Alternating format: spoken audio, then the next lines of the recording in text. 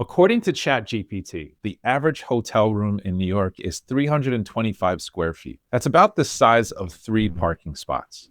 When you're visiting New York with a family of 5, 325 square feet just doesn't cut it. In this video, I'm showing you 3 hotels in Midtown Manhattan that beat that average and restaurants nearby that you can walk into with your family. I put this list together by comparing the best hotels in Midtown Manhattan for big families.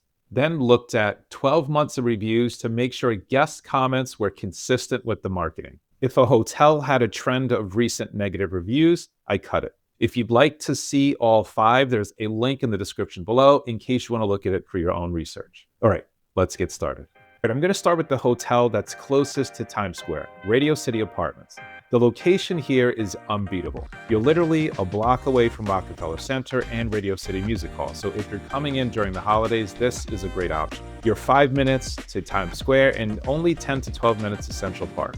And you're right next door to the McGraw-Hill waterfall. The rooms don't feel like standard hotel rooms because they used to be apartments. Room sizes here will fall into the 450 range, so the space here is much larger than what you'd find at a standard hotel. It feels more like having a small apartment with the services of a hotel. Every room comes with a full kitchen, and people love having this full-size fridge, an area to warm up food, especially when you're bringing those leftovers back to the room. Now, on the downside, this property is no frills. The last renovation was done in 2018, so the decor is dated, but the room size, the location, and the amenities make up for it. There's no restaurant on site, but not to worry, there's lots of options around. When you're traveling with 5 people, everyone has a different taste, and food halls are a great way to satisfy everyone's appetite. The closest food hall to Radio City Apartments is Urban Hawker. Urban Hawkers is a Singaporean street food market. There's about 17 to 20 vendors inside. It skews towards Singaporean, but you will find other food like Indian food and Chinese, fried rice. But most importantly, there's space for you and your family to sit down, enjoy some food, relax, and recharge before exploring. When I stopped by, I grabbed Singaporean chicken salad, and I gotta tell you, this was delicious. The flavors were great, it was light, filling, and it wasn't very expensive. It's only a block away from Radio City Apartments, so it's a great spot, especially when the weather is not cooperating with your trip. The next hotel is the San Carlos Hotel, and that's on East 50th Street. The area is more residential than Times Square. You're about 15 minutes to Times Square, 10 minutes to Rockefeller Center and St. Patrick's Cathedral, and about 12 minutes to Grand Central.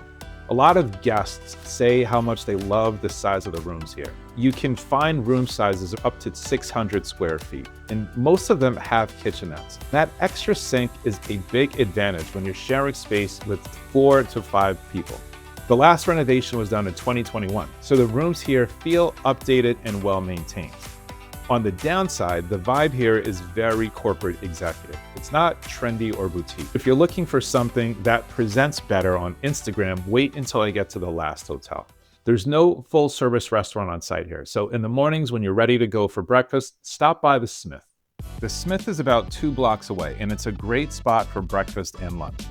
They have lots of tables and tons of space. They also have a pretty extensive menu, so it's easy to please picky eaters. I stopped by in the morning when they first opened for breakfast and ordered a coffee and yogurt. I wanted to have something light because I knew I would be eating for the rest of the day. No matter what you order, the Smith is a great place for a family of 5 to plan the day before you do the day. Before I show you the last hotel, here's a few things that I learned when I was doing research for this video. In general, when you're looking at hotels, you can look for extended stay hotels. These are like the Homewood Suites, the Fairfield Inns, your Residence Inns.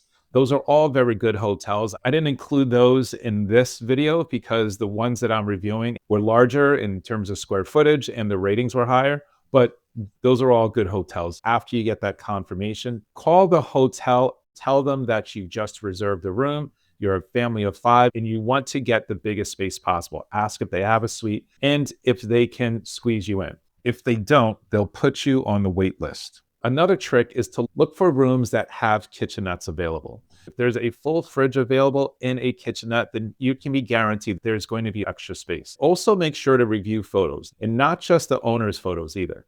Make sure to look at the guest photos, and you're looking for things like the space between the TV and the bed. You want at least 5 feet between the TV and the bed or the sofa. And the most interesting thing is the fact that New York hotels are required to share their square footage of their rooms. Now, they don't make this easy to find, but it is publicly available if you search. And the easiest place to find it is on booking.com. Booking.com puts it right in the description. So even if you're not going to use them to reserve, at least check the square footage before you make that reservation. All right, let's go check out this last hotel. The last hotel I'm reviewing is the Shelburne Sonesta in Murray Hill. And this is about 15 to 20 minutes to Times Square, 10 to 12 minutes to the Empire State Building in Bryant Park. And you're actually pretty close to the 34th Street Ferry. So if you're someone that wants to take advantage of the ferries during a trip, this is a great location to call home.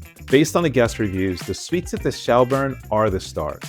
Guests talk about the size, the views of the Empire State Building, and the cleanliness. Suites are around $450 and up to $950 here. They were last renovated in 2022, but not all rooms are upgraded equally. Guests that were in the suites loved it, but people that didn't get those suites felt that the rooms were slightly older. Now, you should be aware, there is a rooftop bar that gets packed on the weekends, and guests say they can hear the noise when they're on the higher floors. So take that into consideration, especially if you're here during the summer.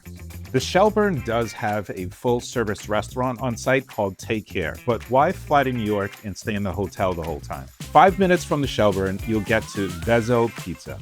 It's a pizza shop, and when you go inside, it feels like a pizza shop, but pizza in New York is like religion, so this is unique. Vezzo specializes in thin crust pizza. They have gluten-free and vegan cheese available.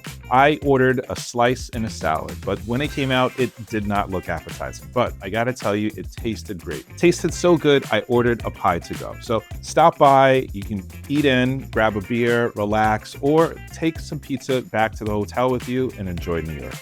Space in New York is the ultimate luxury. If you get to your hotel and you don't have a suite reserved, ask the front desk when you check in.